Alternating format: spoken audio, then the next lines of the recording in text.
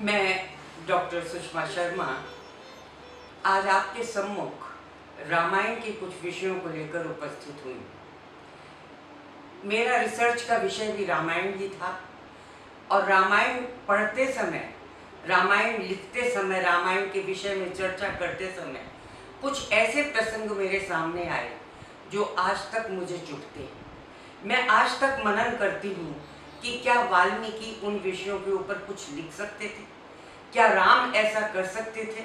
क्या राम के बंधु बांधव राम का साथ उन कारणों में दे सकते थे? मन नहीं मानता। लेकिन आज भी बहुत से लोग हैं जो उन सब बातों को मानते हैं। आज कुछ ऐसे ही विषयों पर चर्चा लेकर के मैं आपके सामने सम्मुख प्रस्तुत हो रही।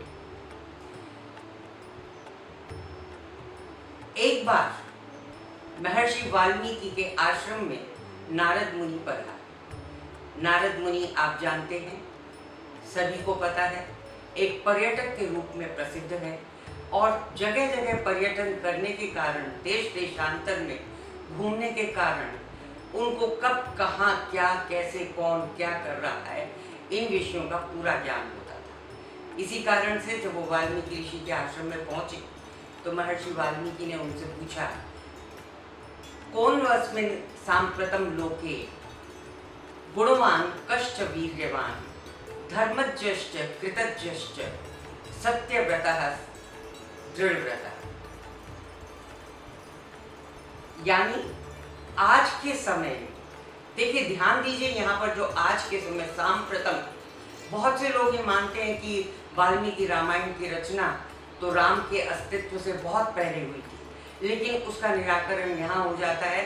वाल्मीकि स्पष्ट शब्दों में पूछ रहे हैं, सांप्रतम, इस समय ऐसा कौन सा व्यक्ति है जो वीर्यवान है, गुणवान है, कृतज्ञ है, धर्मज्ञ है, सत्य वाक्य, सत्य वक्ता है और दृढ़ व्रत वाला है। वाल्मीकि, महर्षि वाल्मीकि के डिमांड्स यहाँ खत्म नहीं हो जाती। उनकी लिस्ट बहुत लंबी चौड़ी है और वो लिस्ट पूरे के पूरे कि उनको उस व्यक्ति में क्या क्या गुण चाहिए वो नारद मुनि के सामने रख देते। नारद मुनि थोड़ा सोचते हैं, चिंतन करते हैं, फिर कहते हैं, इक्ष्वाकु वंश प्रभवो रामो नाम श्रूयते जने, कि इक्ष्वाकु वंश में उत्पन्न राम नाम के व्यक्ति को सुना जाता है। और फिर वो पूरी की पूरी तालिका, जो जो गुणों की सूची महर्षि वाल्मीकि ने उनके सामने रखी थी, वो सारी वैसी की वैसी मिला करके महर्षि वाल्मीकि को सौंप देते हैं। पूरे गुण, क्या क्या गुण जो वाल्मीकि ने मांगे थे वो राम के अंदर हैं, ऐसा चरित्र नारद मुनि उनको दे देते हैं। उसके बाद वो चले जाते हैं वाल्मीकि ऋषि के आश्रम से। अगले दिन तमसा नदी के किनारे प्रातः काल महर्षि वाल्मीकि अपने शिष्यों के साथ भ्रमण कर रहे हैं। भ्रमण करते करते अचानक उन्होंने देखा कि एक व्याध ने काम मोहित क्रौंच पक्षी के जोड़े में से एक का वध कर दिया। महर्षि शोकाकुल हो उठते हैं और उनके मुख से अनायास ही अनुष्टुप छंद में ये पंक्तियां निकल पड़ती हैं, मानिषाद प्रतिष्ठान त्वमगमः शाश्वती समा यत् क्रौंच मिथुनाद एकम अग्नि काम मोहित, कि हे व्याध, तू कभी भी प्रतिष्ठा को प्राप्त नहीं करेगा क्योंकि तूने काम मोहित क्रौंच पक्षी के जोड़े में से एक का वध किया। व्याध तो हमेशा के लिए प्रतिष्ठाहीन हो गया, लेकिन इन्हीं पंक्तियों के साथ महर्षि वाल्मीकि की प्रतिष्ठा, जो अनंत काल से हमारे हृदय में समाई हुई है, निरंतर बढ़ती ही जा रही है। महर्षि अपने आश्रम में पहुंचे, ब्रह्मा जी का आगमन हुआ, चर्चा हुई आपस में और ब्रह्मा जी ने महर्षि वाल्मीकि से कहा कि देखो, जो नारद मुनि तुम्हें कथा सुना गए तुम उसके बारे में लिखो, क्योंकि महर्षि वाल्मीकि ने ब्रह्मा जी से चर्चा की कि ये इस तरीके से छंद अनायास ही मेरे मुख से निश्चित हुआ है, मैं चाहता हूँ कि मैं कुछ लिखूं। तो ब्रह्मा जी के आदेश से कि जितना और जैसा नारद ने कहा है बिल्कुल वही कथा तुम लिखनी आरंभ करो। और फिर वाल्मीकि अपने कार्य में जुट गए और उन्होंने अद्भुत ग्रंथ रामायण हमें दिया और उस ग्रंथ के माध्यम से उससे भी अधिक अद्भुत विचित्र एक महानायक हमें दिया और वह थे श्री राम। रामायण की लोकप्रियता बढ़ने लगी, लेकिन एक बात तो माननी पड़ेगी कि रामायण की लोकप्रियता का बहुत बड़ा श्रेय वाल्मीकि को नहीं है, उस ग्रंथ को नहीं है, बल्कि उसकी लोकप्रियता का श्रेय अगर किसी को जाता है तो वो महानायक रामायण के पावन चरित्र वाले श्री राम को जाता है। राष्ट्रकवि मैथिली शरण गुप्त ने बहुत सुंदर शब्दों में कहा है, राम तुम्हारा वृत्त स्वयं ही काव्य, कोई कवि बन जाए सहज संभाव्य। राम का चरित्र ही ऐसा है जो आपके अंदर तक घुस जाता है। कोई भी व्यक्ति हो, गरीब हो, अमीर हो, पढ़ा लिखा हो, निर्धन हो, गंवार हो, कोई भी हो, वो राम से प्रभावित हुए बिना नहीं रहता। लेकिन जैसे जैसे रामायण की लोकप्रियता बढ़ने लगी, रामायण के अनेक रूप हमारे सामने आने लगे। हमारे देश में ही नहीं बल्कि अनेक देशों में तरह तरह से राम कथा लिखी जाने लगी। प्रत्येक राज्य की, प्रत्येक राष्ट्र की अपनी अपनी राम कथा, प्रत्येक भाषा की अपनी अपनी राम कथा, और इसीलिए हर देश, हर राज्य, हर भाषा की संस्कृति और परंपरा के अनुसार रामायण में निष्क्रमण और संक्रमण ये दोनों होने लगे, यानी प्रक्षिप्त अंश आने लगे। आप ये देखिए कि वैदिक साहित्य और लौकिक साहित्य यदि हम सबको उठा करके देखें तो सिवाय वेदों के हमारे संपूर्ण साहित्य में आपको प्रक्षिप्त अंश मिलेंगे। यही कारण है कि महर्षि व्यास ने जो 25,000 श्लोकों का एक छोटा सा ग्रंथ जय लिखा था, वो थोड़े समय पश्चात बढ़ते बढ़ते भारत बन गया। और फिर जब 1 लाख से अधिक श्लोक पूरे हो गए उसके, तो वह महाभारत बन गया।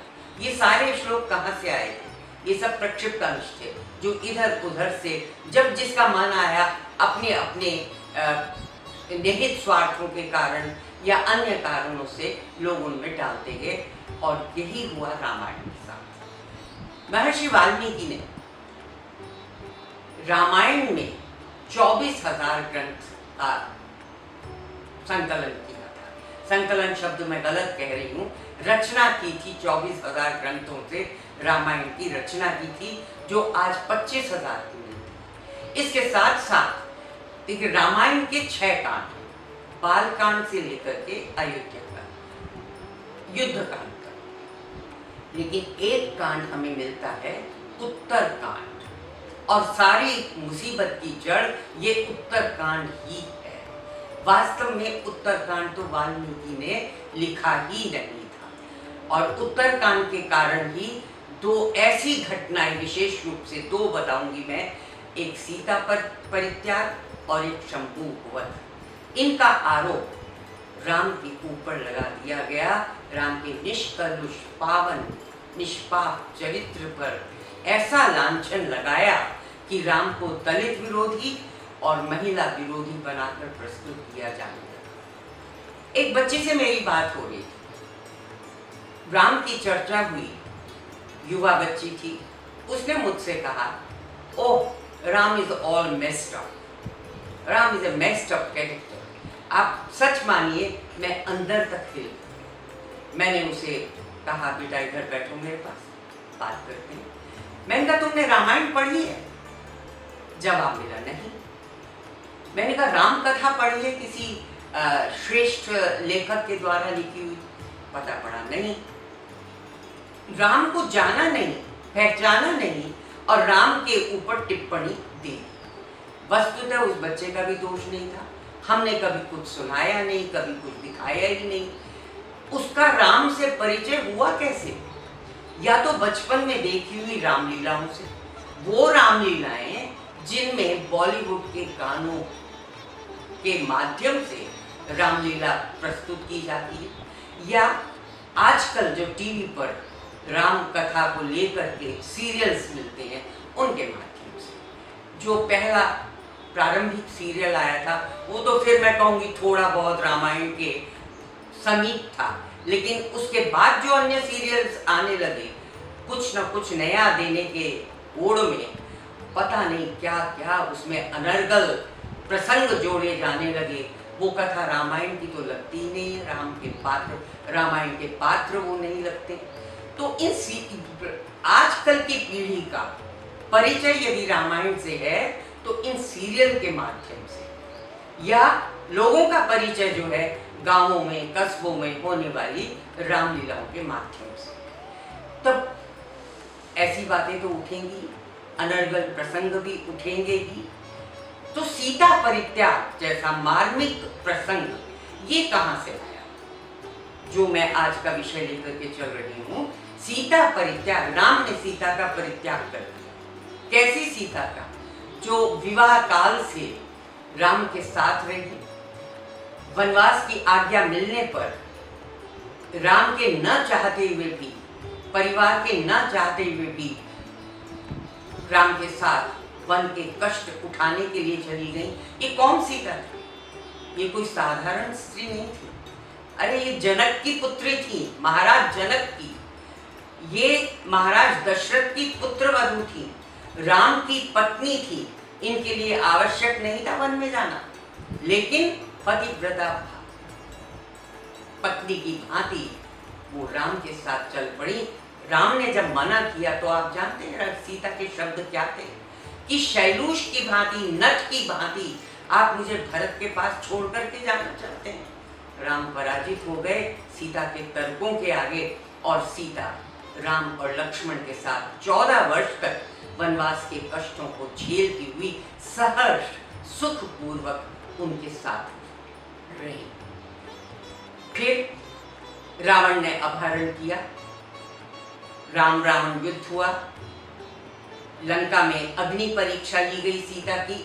इन सब परीक्षाओं से सीता उभरती चली गई और सीता का एक देदीप्यमान चरित्र हमारे सामने आया।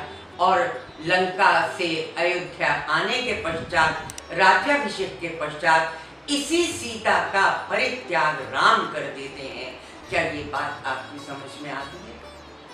शायद आती हो, मेरी समझ में नहीं आती। हुआ क्या था? आरंभ कैसे हुआ इस कथा?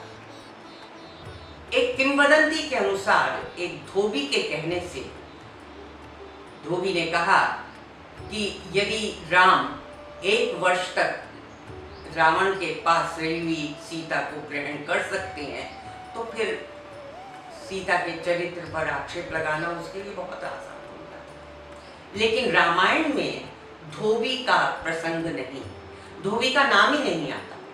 वास्तव में राम के 10 मित्रों की एक मंडली थी, उसमें एक भद्र नाम का व्यक्ति था। चर्चा हो रही थी, राम ने पूछा कि राज्य में राज्य शासन को लेकर के किस प्रकार की चर्चा चल रही है।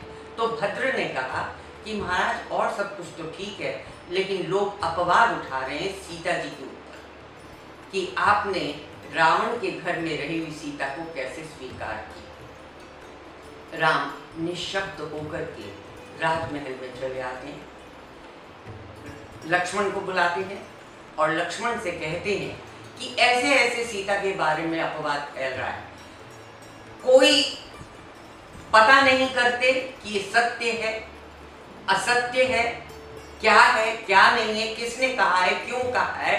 सीधे जाकर के लक्ष्मण के से कहते हैं कि तुम सीता को कल प्रातः वन में, निर्जन वन में छोड़ आओ। और इतना ही नहीं, राम जिनके लिए हम कहते हैं राम तो कभी झूठ ही नहीं बोलते थे, इतना बड़ा झूठ अब राम बोलते हैं। राम कहते हैं कि सीता की इच्छा थी कि वन में जाकर के वो फिर से भ्रमण करे, उन जगहों को देखे जो उसने वनवास के दौरान देखी थी, तो तुम यही बहाना लगा करके सीता को कल प्रातः छोड़ आओ। और देखो किसी और से चर्चा भी नहीं कर